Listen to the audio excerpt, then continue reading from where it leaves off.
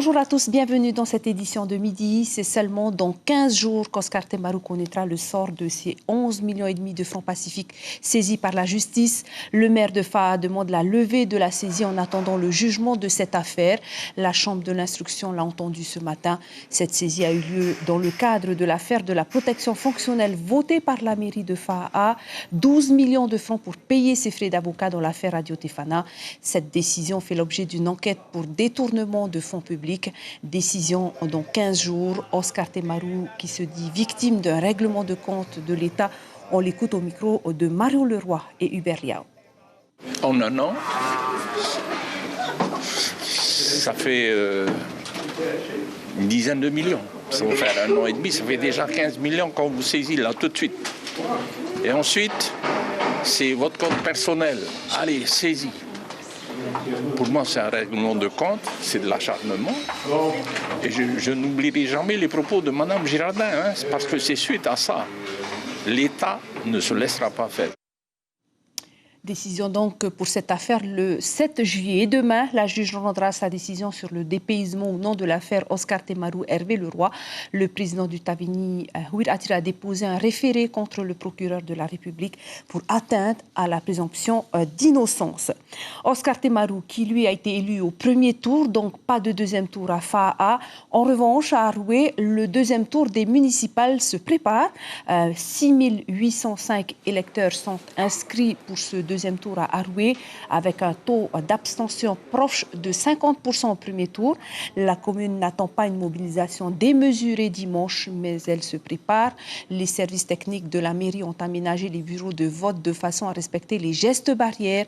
Le risque du Covid-19 est toujours là. Consigne stricte du Haut-Commissariat. Pas plus de 3 électeurs en même temps par bureau, distance marquée au sol, gel et masque à disposition. À Aroué, tout est fait pour assurer les électeurs. Thierry Demary, directeur de cabinet, s'en explique au micro de Laurence Pourteau et Hirote Rorotoa. On remet en place le dispositif qu'on avait mis en place au premier tour pour ce deuxième tour, avec un respect des gestes barrières, une distanciation, 3 électeurs dans le bureau de vote. Voilà, donc on répond au décret métropolitain avec quand même une certaine souplesse en Polynésie, puisqu'il y a une circulaire du haut-commissaire qui le permet, et notamment avec le port du masque, qui n'est pas obligatoire comme en métropole, mais qui est laissé à l'appréciation des électeurs. Il y aura également un deuxième tour à Pape-Été. Ce matin, Tauhiti Nena, tête de liste Pape-Été, aurait été l'invité café d'Ibrahim Ahmed Azi. Il est intervenu entre autres sur ses priorités, comme l'embellissement de la ville de Pape-Été, l'aide aux commerçants. On l'écoute. Aujourd'hui, les commerçants souffrent. La commune, le maire a décidé, en conseil municipal, on a soutenu, mais de mettre un budget de 36 millions. En sachant que grâce aux commerçants, c'est pratiquement 3 milliards de recettes par an. Donc je crois que le maire se doit de soutenir les commerçants sur un budget de 200-300 millions. À quelle hauteur vous À hauteur de 200-300 millions, ça correspond à 4-5% de ce que nous versent les commerçants. Pour les aider. Le pays a sa part, l'État a sa part, mais la commune se doit également de soutenir. Au niveau de l'embellissement de la ville, ils demandent à ce qu'on embellit. Nous allons mettre en place un programme avec un architecte. C'est pas compliqué quand même. À Toulouse, où ils ont mis des mesures incitatives, par exemple, où la commune prenait en charge et les propriétaires, ce qui fait qu'ils ont pu réhabiliter et embellir cette ville. 25 ans après, on voit.